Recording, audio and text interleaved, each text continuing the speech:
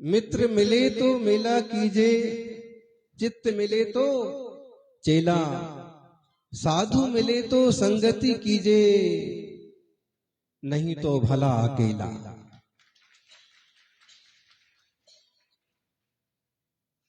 मित्र मिल जाएं तो मेला कर लो। मित्रों के मिलने से मेला हो जाता है। और मित्र वो होते हैं जो खुद सन्मार्ग पर चले और अपने मित्रों को भी सन्मार्ग पर लेकर के चले। रिश्ते वो रिश्ते नहीं होते हैं जो केवल मौज मस्ती में साथ मिल जाएं और वक्त पड़ने पर दूर हो जाएं। रिश्ते तो वो रिश्ते होते हैं कि हर हाल में साथ निभाएं, हर हाल में साथ चलें।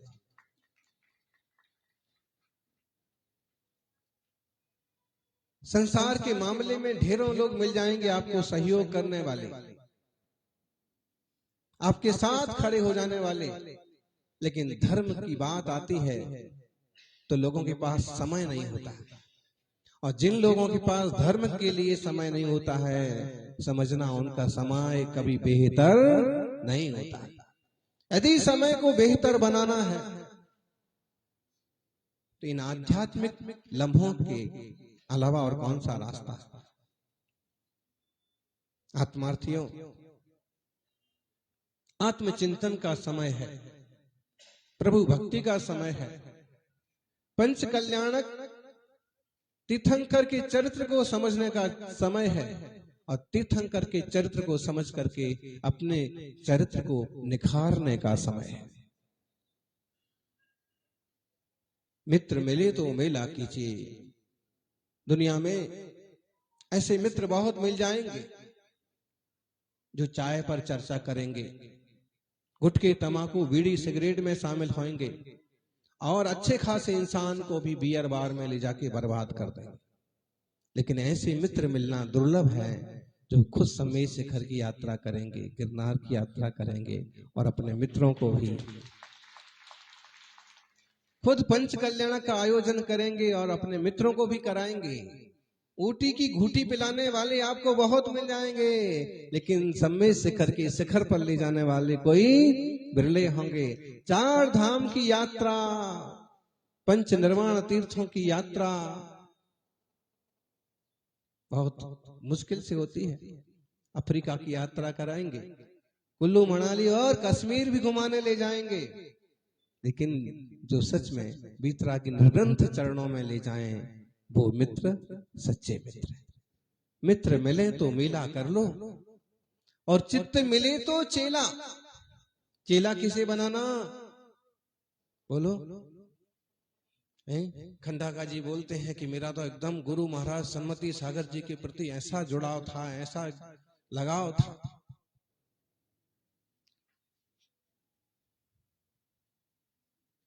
दर्शन के बिना संतुष्टि नहीं होती थी, ग्रास नहीं उतरता था और जब तक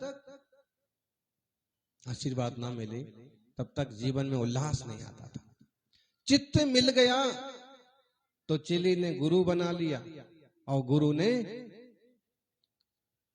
चेला शब्द थोड़ा सा आजकल अच्छा नहीं माना जाता है, लेकिन अर्थ उसका यही है, शिष्य बनाना, अपना मान लेना। आचार्य महाराज के ढेर सारे भक्त थे, जैन, यादव, ब्राह्मण, यहां तक कि मुस्लिम समाज से भी उनके चरणों में लोग जुड़े हुए थे। उनका ऐसा तपस्वी व्यक्तित्व था कि सूरज की भांति चमकते थे और इंसान दिन में 4 बार खाके भी संतुष्ट नहीं रह पाता। वो 4 दिन में केवल 1 बार अंजलि भर आहार करके संतुष्ट रहते थे, तप करते थे। जिंदगी के आखिरी 10 साल केवल छाछ पानी पर, वो भी दिन में 4 बार नहीं, 4 दिन में 1 बार, 2 दिन में 1 बार, अष्टांगिका के 8 उपास करेंगे, उसके बाद 1 बार। और जिनको आहार देने का सौभाग्य मिला तो समझ लो कि तीर्थंकर को आहार देने वाले लोग हैं। हमें खूब सौभाग्य मिला 10-12 वर्ष उनके चरणों में रहने का। अजूबा, पास में साथ में रहने के बाद भी हमें लगता था कि दुनिया में कोई इंसान ऐसा कैसे हो सकता है कि नमक ना खाए, मीठा ना खाए, घी ना ले, तेल का उपयोग ना करे, किसी तरह का बिछाने के लिए चटाई नहीं हो, बिस्तर नहीं हो, किसी तरह का कोई प्रपंच नहीं हो, पूर्ण निर्ग्रंथ दिगंबर काया, सर्दी गर्मी बरसात कुछ भी हो, 48 घंटे के बाद एक बार गर्म पानी और छाछ। 10 साल ये क्रम रहा। उसके पहले चलता था उनके केले की टिकिया। केला, कच्चे केले को सेक दिया, उसकी टिकिया बन गई, वो उसका आहार होता था। ऐसे ओजस्वी तपस्वी गुरु ने हमें भी चेला बनाया। मैं तो समझता हूं कि दुनिया में मेरे से बड़ा भाग्य किसी का नहीं होगा।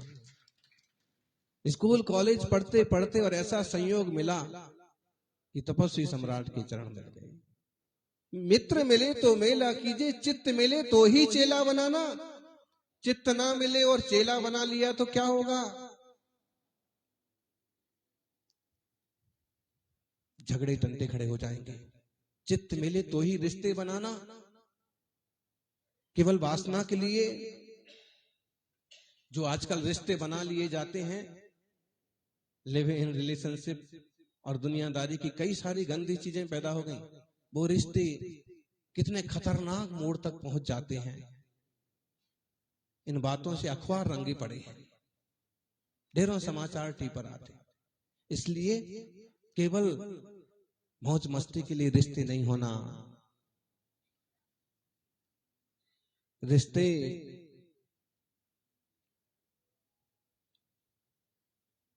चित्त मिले तो चित्त मिलना चाहिए, भाव मिलना चाहिए। वो एक लाइन आपको याद होगी, बोले रिश्ते तो भगवान के वहां बनाए जाते हैं, हम तो सिर्फ, इसका मतलब समझना, रिश्ते तो कोई पूर्व जन्म के योग से, आपसी संस्कारों से बनते हैं और वो संस्कार आपको यहां तक लेके आए हैं। और आप इतने सारे परिवार मिलकर के एक तरह के रिश्तों में बंध गए हैं। अब सबसे बड़ी कोशिश ये होना चाहिए कि रिश्ते बिना खटास के, बिना उठापटक के चलते रहें और सबका जीवन ऊंचाइयां हासिल करे, शांतिमय जीवन हो, आनंदमय जीवन हो, खुशियों से भरा जीवन हो। घर में दादा हो, पिता हो, माँ हो, नानी हो, पूरा बड़ा परिवार हो और उनके बीच में नन्हे मुन्ने शिशु भारतीय संस्कृति की शिक्षा को पाते हुए राम और कृष्ण की तरह विकास करें।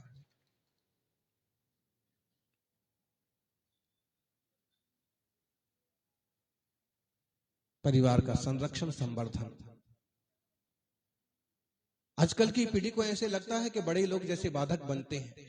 वास्तव में बड़े लोगों के इतने अनुभव होते हैं कि वे चाहते हैं कि आगे की पीढ़ी वो ठोकरें ना खाए, इसलिए वो टोकते हैं।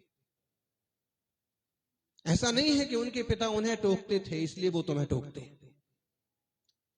वो भी अपने पिता की बात नहीं मानते थे और जब घटनाएं घटी तब फिर समझ में आया कि मुझे आगे वाली पीढ़ी को सावधान करना चाहिए। और इसलिए युवाओं, कभी बड़े माता पिता टोकते हैं, समझाते हैं तो बुरा मानने की बजाय उसका अनुसरण करना चाहिए। जीवन में अच्छा ही अच्छा होगा। हर चीज का अनुभव लेकर के परीक्षा नहीं किया जाता है। जहर की परीक्षा खा करके नहीं की जाती है। पिता ने मना किया है कि गुटखा खराब चीज है, शराब खराब चीज है, मान लो, समझ लो। पिता ने मना किया है कि बहुत देर तक मोबाइल उपयोग करना, इधर उधर की बातें करते रहना नुकसानदायक है। माँ ने समझाया है, मित्र ने समझाया है, तो समझ लो कि बात सच्ची है। जहर की परीक्षा खा करके करेंगे तो मौत हाथ आएगी। और दुनिया की हर चीज की परीक्षा उसमें अनुभव करके करेंगे ना, पतन हाथ आएगा। इसलिए पतन से बचने का रास्ता है तपन। और तप नहीं हो सकता है तो कम से कम जो तप कर रहे हैं उनके सानिध्य में आकर के जीवन को निखारें। चित्त मिले तो चेला कीजिए, समर्पण होना चाहिए है? अब तक तो निभाई है, आगे भी निभा लेना। संत कुमार जी ये लाइन गाते, एक ही लाइन आती इनको, लेकिन इससे बड़ा और मंत्र क्या होगा कि गुरु के चरणों में, भगवान के चरणों में एक ही प्रार्थना है, अब तक तो निभाई है, आगे भी निभा लेना। इसका भावार्थ समझना बहुत गहरा है, इसमें बहुत ज्यादा समझदारी है और बहुत ज्यादा समर्पण है कि भगवान आज तक जो कुछ हुआ है तूने ही निभाया है।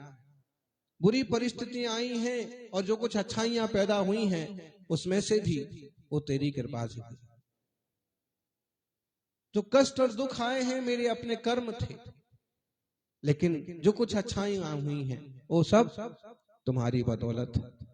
अब तक तो निभाया है, आगे भी निभा लेना। भगवान मेरी नैया उस पार लगा देना। इस कालिक भरे संसार में, कीचड़ कांदे, ये व्यसन और फैशन वाले संसार में जहां ढेरों लोग डूबते चले जा रहे हैं, संस्कार संस्कृति से पतित होते चले जा रहे हैं, धर्म और सभ्यता को छोड़ते चले जा रहे हैं, वहां आज तक आपने हमारे को, हमारे परिवार को निभाया है, आगे भी। क्यों? क्योंकि दुनिया के सारे देशों में सारी सुख सुविधाएं उपलब्ध हैं, लेकिन भारतीय संस्कृति जैसा धर्म और संस्कार कहीं नहीं है, वो यहाँ है। और आज इन लोगों का पतन हो रहा है, कम से कम हमारी रक्षा कर। भगवान मेरी नैया उस पार लगा देना, अब तक तो निभाया है, आगे भी निभा लेना। कल ऐसा योग हुआ कि चौकी से वापस आ रहे थे हम, तो तभी इनकी एक लाइन आ गई याद कि अब तक तो निभाया है, आगे भी। तो हमने सोचा कि चलो आज अपन इनको भी निभा लेते हैं। समर्पण बहुत बड़ी चीज होती है। प्रभु के सामने, गुरु के सामने अगर आप अबोध बालक की तरह पेश आएंगे कि मैं कुछ नहीं जानता हूं, जो है सो आप ही हैं, आप जो कहेंगे सो सत्य, आणम ताणम कछु ना जानम। देव प्रकाश जी ने पिच्ची का फॉर्म भरा था और उसमें ये लाइन लिखी थी, आणम ताणम कछु ना जानम, गुरु वचन परमाणम। और योग संयोग देखो कि उनको गुरु महाराज की पुरानी पिच्ची लेने का अवसर मिला। माने क्या होता है, आप इस पर गौर करें, आपका अनुभव होगा। घर में माँ, आजकल तो खैर एक ही बच्चा होता है, दूसरा मुश्किल से ही होता है। ध्यान रखना, संस्कार और संस्कृति की रक्षण के लिए संतान का उत्तम होना भी जरूरी है। और इसलिए कोई भी चीज गर्भ में आता है तो उसकी रक्षा कीजिए। आज गर्भ कल्याण का पूर्वार्ध है, गर्भ की रक्षा कीजिए। गर्भपात कभी नहीं करवाना। एक आता है एक आए, दो आता है दो आए। दशरथ के यहाँ एक नहीं, चार चार बेटे आ गए, लेकिन चारों के चारों आज पूरे देश में प्रसिद्ध हैं, दुनिया में प्रसिद्ध हैं। सब अपने कर्तव्य पर आए थे। कृष्ण का जन्म हुआ 7वें 8वें नंबर पर, बोलिए। इसलिए गर्भ के बीज का तिरस्कार नहीं करना।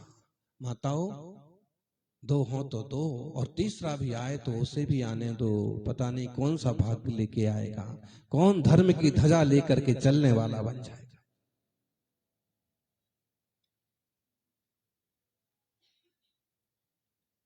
गर्भ के गोले के साथ अन्याय कभी नहीं करना। नहीं चाहिए आगे संतान तो ब्रह्मचर्य अणुव्रत ले लेवे, अणुव्रत का पालन करें। अबोध बालक जो होता है, एक माँ के 3 बालक हैं, 4 बालक हैं। सबसे ज्यादा फोकस किस पर करती है, सबसे ज्यादा ध्यान किसका रखती है? छोटे का। अक्सर कर फेमस यही कि छोटे का ध्यान रखती है, और ऐसा ही होता है। कहानियों में यही आएगा कि छोटी बहू ऐसी थी, सबसे ज्यादा समझदार था। फिर भाई बड़ी बहू का क्या दोष है? लेकिन वो इस ढंग से होता है कि छोटी बहू समझदार थी, छोटा बेटा माँ को बहुत प्यारा था। ये बात सही है कि छोटे बेटे का माँ सबसे ज्यादा ध्यान रखती है, लेकिन ये बात और भी ज्यादा सही है कि उन चारों में जो सबसे ज्यादा कमजोर होगा, माँ उसका सबसे ज्यादा ध्यान रखती। उसे पता है कि तीन तो होशियार हैं, समझदार हैं, खड़े हो जाते हैं, चल लेते हैं, ले लेते हैं, खा लेते हैं, कर लेते हैं, लेकिन एक कमजोर है, उस पर ध्यान देगी। ऐसे ही हम गुरु के सामने और प्रभु के सामने छोटे बन के जाते हैं तो उनकी दृष्टि सबसे ज्यादा।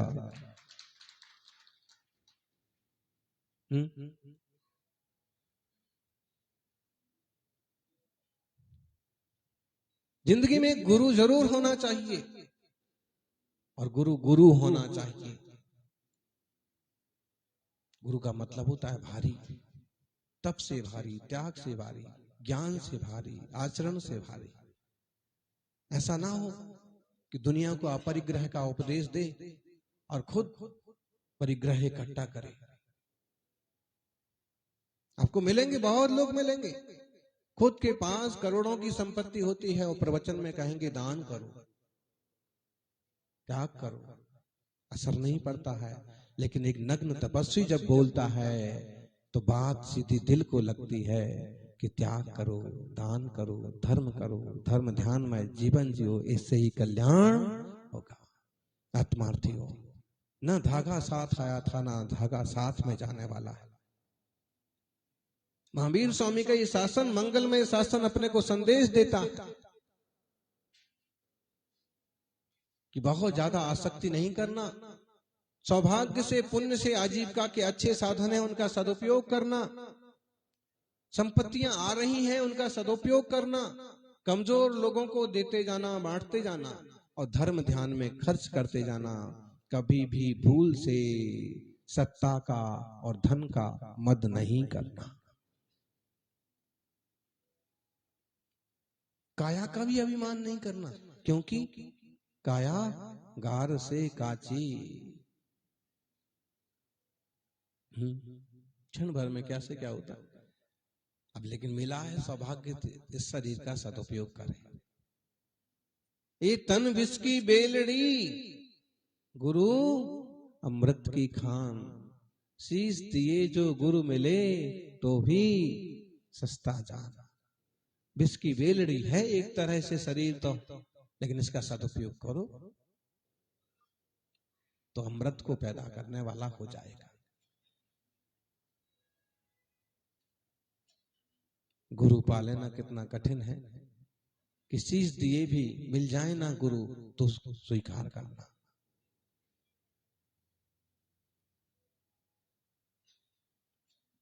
आत्मार्थियों, मित्र मिले तो मेला कीजिए, चित्त मिले तो चेला, साधु मिले तो संगति कीजिए, नहीं तो भला अकेला। साधु मिले तो संगति करना, रूप धारण करने वालों के चक्कर में मत पड़ जाना। श्रद्धा का अपहरण करने वाले लोग बहुत मिलेंगे। श्रद्धा का अपहरण समझ में आया? अभी एक बड़ा सारा किस्सा हो गया, वो श्रद्धा की बात नहीं कर रहे। श्रद्धा हमारी आस्था, आस्था को चोटिल करने वाले, घायल करने वाले बहुत मिलेंगे, लेकिन श्रद्धा और आस्था आपकी बनी रहे, ऐसे गुरुओं के दर्शन दुर्लभ है। पंचकल्याणक महोत्सव के पहले दिन अपन सभी इस बात की प्रतिज्ञा करें कि कोई भी जीव आता है उसका सम्मान करेंगे। लोग बेटी में, बेटे में बहुत भेदभाव करते हैं, आज भी करते हैं ना। बेटी नहीं चाहिए, बेटी नहीं चाहिए, तो कहो उनके यहां संतान ही ना आए। और आ गई संतान, और बेटी नहीं चाहिए, गर्भपात करा दिया। मालूम पड़ा कि उसके बाद ऐसी बीमारी लग गई, इतने खर्च हो गए, ऐसा कर्ज माथे चढ़ गया, ऐसे अपमान हो गए। भाई आपने उस जीव का भी तो अपमान किया है ना। बोलो, आप इस कल्पना में मत रहिए कृष्ण ही कन्हैया होता है। कृष्ण तो कन्हैया होते ही हैं, लेकिन कोई कोई रुक्मणी भी नाम कमाती है, इसमें मत रहिए। देखिए दशरथ के 4 बेटे, कौन? श्री राम, लक्ष्मण, 4 बेटे, और 4 बेटों ने जो अपने पिता का नाम किया। जनक की एक बेटी अकेली सीता ने अपने पिता का भी वही नाम किया। शील, व्रत, संयम, साधना, समर्पण, संस्कृति, सहजता और अपने गुणों से राम जितना चमके, सीता भी।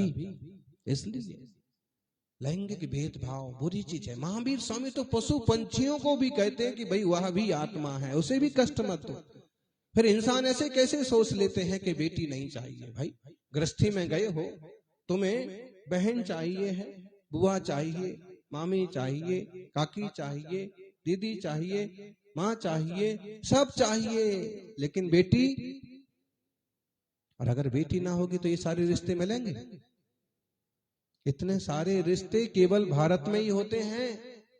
अमेरिका चले जाओ तो वहां तो सिर्फ एक ही रिश्ता होता है। कौन सा? अंटी और अंटा, इसके आगे कुछ नहीं होता। हाँ, जो भी आंटी बोलो, आंटा बोलो, अंकल बोलो, जो भी है, यही है देश की खूबसूरती है कि जिस गांव की आपकी माँ है ना, उस गांव में जितने सारे पुरुष हैं वो आपके मामा हो जाते हैं। मतलब कितना प्रेमल जीवन रहा है लोगों का। इसलिए आप जहां पर है वहां उस प्रेम वात्सल्य की बड़ी जरूरत है। आप कोई मुनि त्यागी नहीं है। मुनि त्यागी बैरागी बन के रहेंगे, वे किसी से रिश्ता नहीं जोड़ेंगे, वे किसी से कुछ नहीं लेंगे, किसी को कुछ नहीं देंगे, सब कुछ छोड़ करके जंगल में बैठेंगे। उनको चलेगा क्योंकि उनने वही मार्ग अपनाया है, वीतरागता वाला। लेकिन आपने अभी वीतरागता वाला मार्ग नहीं अपनाया है। अभी आप जहां हैं उस लायक आपके आचार, विचार, व्यवहार और प्रेम भावना होना चाहिए। देख लीजिए, राम का जीवन मर्यादाओं से भरा है और कृष्ण का जीवन लीलाओं से भरा है। जीवन में लीला भी जरूरी है तो मर्यादा भी जरूरी है।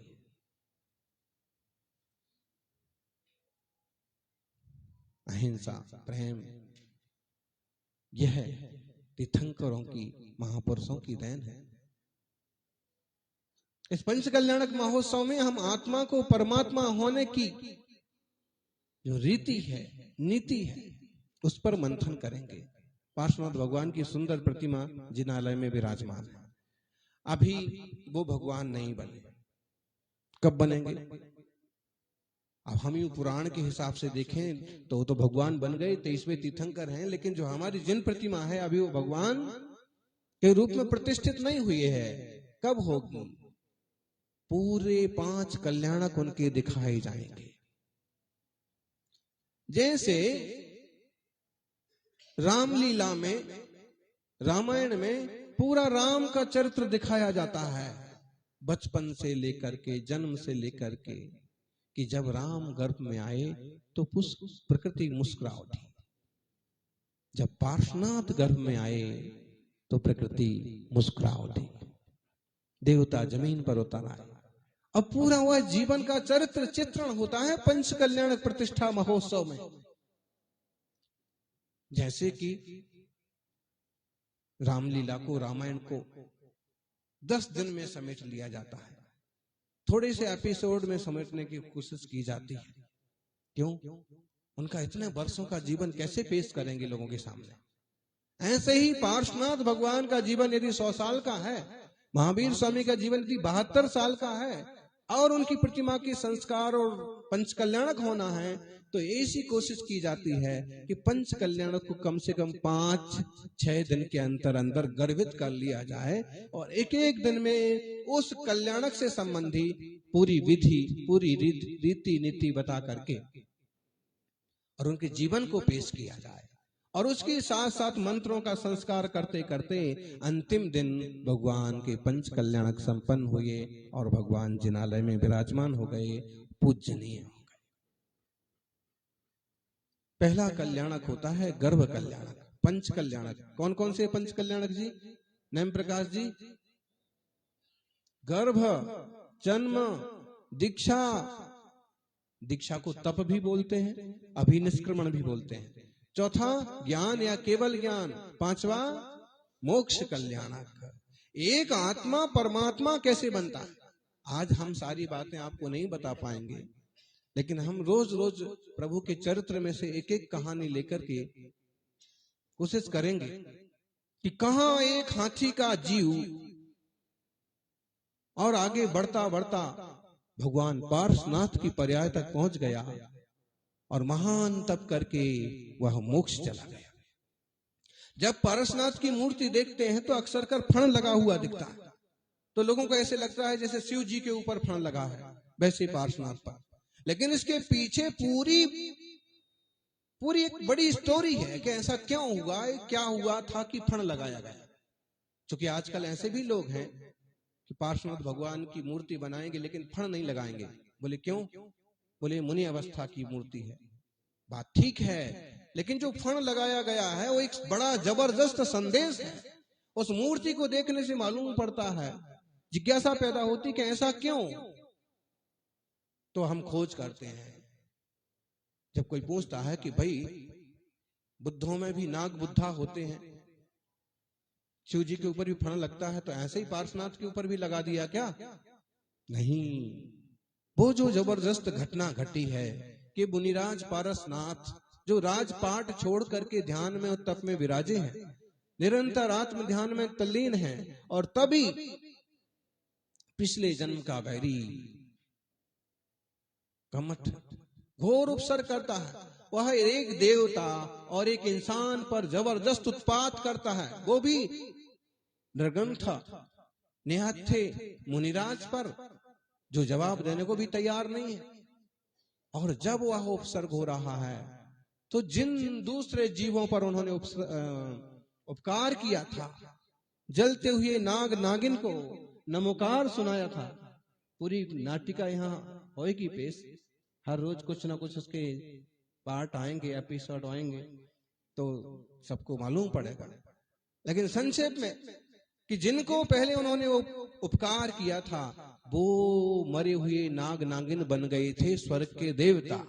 और जब उन्हें इस बात का अंदाज चला, अवधि ज्ञान हुआ कि पारसनाथ जिनने हमारा उपकार किया था उन पर ऐसी भयंकर विपत्ति आई है, उपसर्ग आया है, तो वो आ गए और ऊपर से बरसते हुए पत्थरों को रोकने के लिए, बरसती हुई जलधार को रोकने के लिए फण लगा दिया कि अब मुनिराज के ऊपर कोई पत्थर नहीं गिरेंगे। नीचे से उठा लिया कि अब मुनिराज पानी में नहीं डूबेंगे, आग से नहीं जलेंगे, और वो आज प्रतिमाओं में दिखाया जाता है।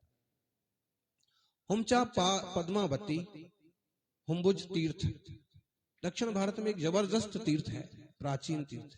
किस किसने दर्शन किए? अब पूरे खंडा का परिवार ना, पूरे समधियों को लेकर के भी जाना।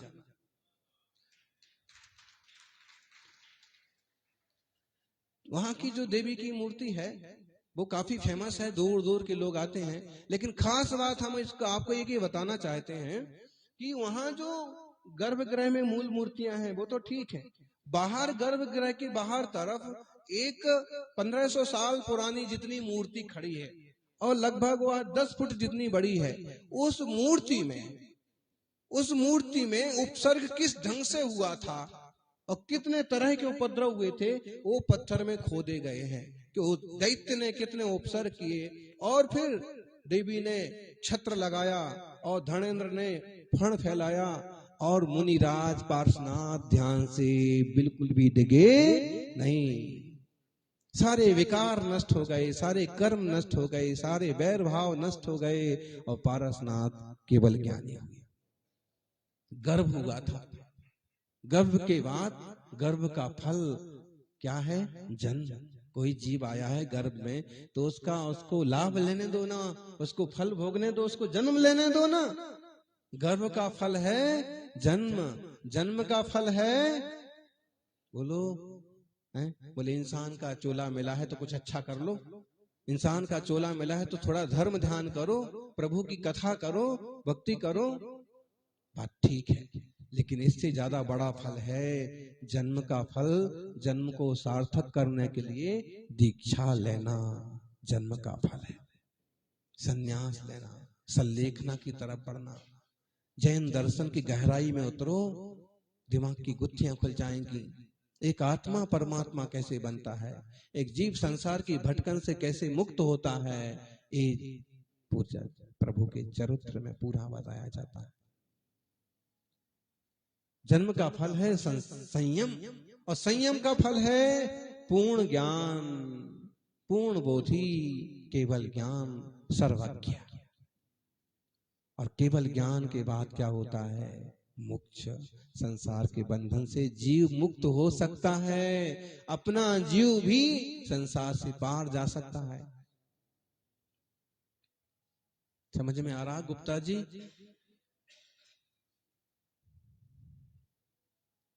हम संसार में भटकने के लिए ही पैदा नहीं हुए केवल कि ये पर्याय मिल गई तो इसमें आ गए और मौज मस्ती करे, और फिर अच्छे कर्म करे तो देव बन गए, खोटे कर्म करे तो नरक चले गए, फिर वापस हम संसार में ही भटकेंगे।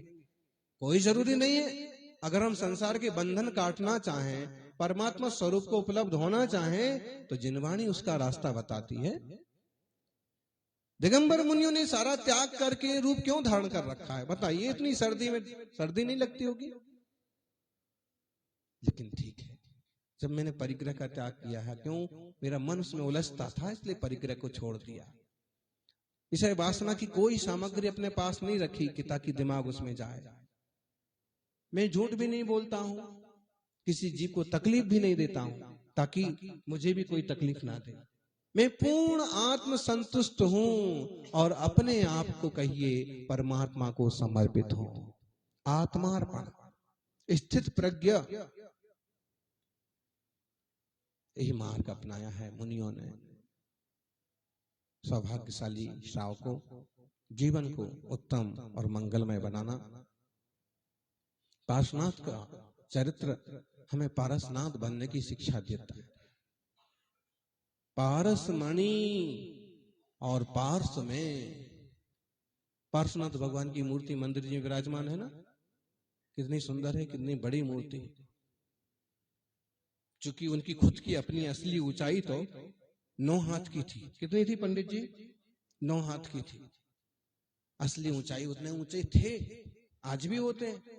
अब आपके परिवार में देख लो कि कोई 4.5 फुट का है तो कोई 6.5 फुट का भी है। उस जमाने में उस टाइप की ऊंचाई थी, वो इतने ऊंचे थे।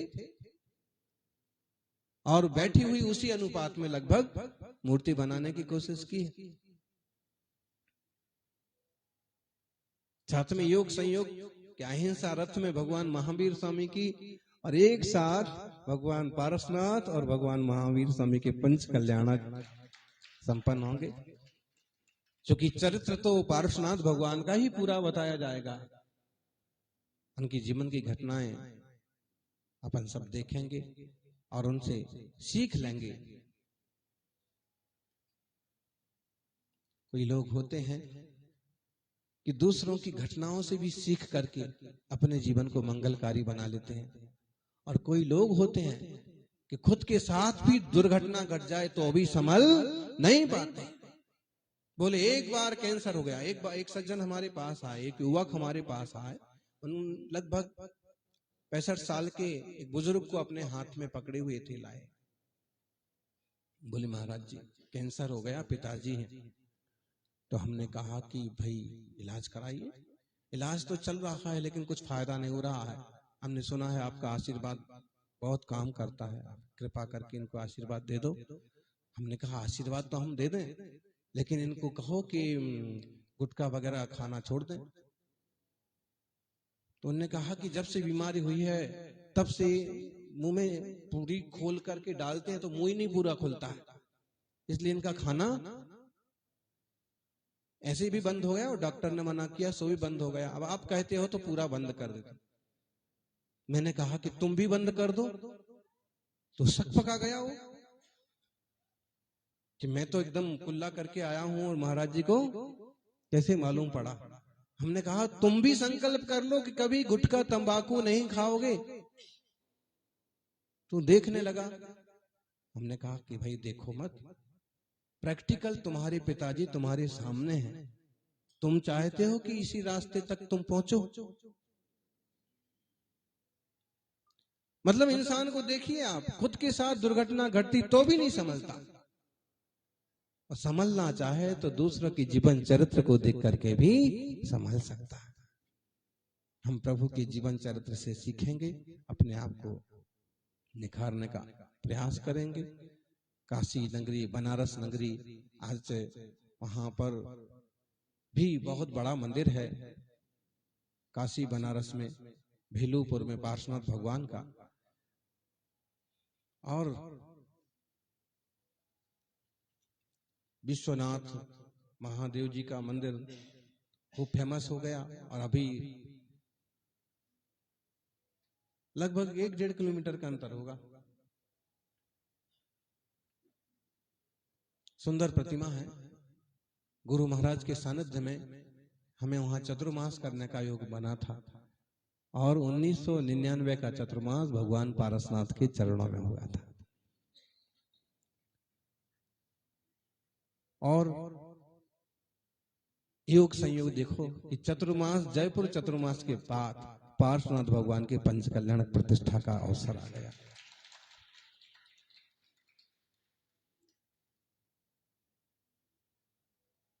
इस पूरे प्रांगण को, अचरौल को बनारस नगरी का रूप दे दिया है, और बहुत सारे राजमहल बने हुए हैं। सभी लोग यहाँ विराज करके ये 5 दिन का, 6 दिन का भरपूर लाभ लेना। समय जाते देर नहीं लगती है जी, और हमारे जाते भी देर नहीं लगती है, क्योंकि हम किसी गाड़ी में नहीं बैठते हैं, किसी लारी का उपयोग नहीं करते हैं। लेकिन मुनि संघ के बिहार में भी देर नहीं लगती है। इसलिए जो समय, जिस समय जो क्रिया विधि हो रही है, पूरा लाभ लेना।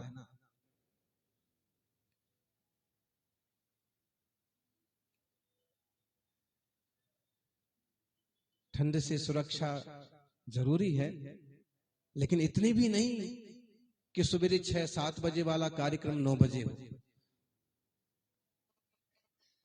या तो आप ठंड से बच लो या फिर धर्म कर लो। थोड़ा तो हिम्मत करना पड़ेगी। और जैसे मुनिराज बिना वस्त्र के भी अपनी पूरी साधना करते हैं, आज जितने बजे हम सोकर के उठे, यानी विश्राम करने के बाद 3 बजे, उतने बजे विश्राम करने के लिए जा रहे थे। हमने कहा अभी तक क्या कर रहे कंडाका जी? तो बोले बस अब विश्राम करूंगा 3 बजे। 3:30 बजे विश्राम करोगे तो फिर उठोगे कितने बजे? इसलिए और एक बात है कि परिश्रम करना, लेकिन अति नहीं करना। और फिर आपका तो इतना बड़ा परिवार है, सब लोग मिलजुल करके करेंगे, चलेंगे, बढ़ेंगे, तो ये महोत्सव बहुत ऊंचाइयां छुएगा, सबको पूर्ण धर्म लाभ होगा। जय बोलिए पार्श्वनाथ भगवान की। बोले परम पूज्य 108 आचार्य श्री सुनील सागर जी महाराज की जय हो। बोले।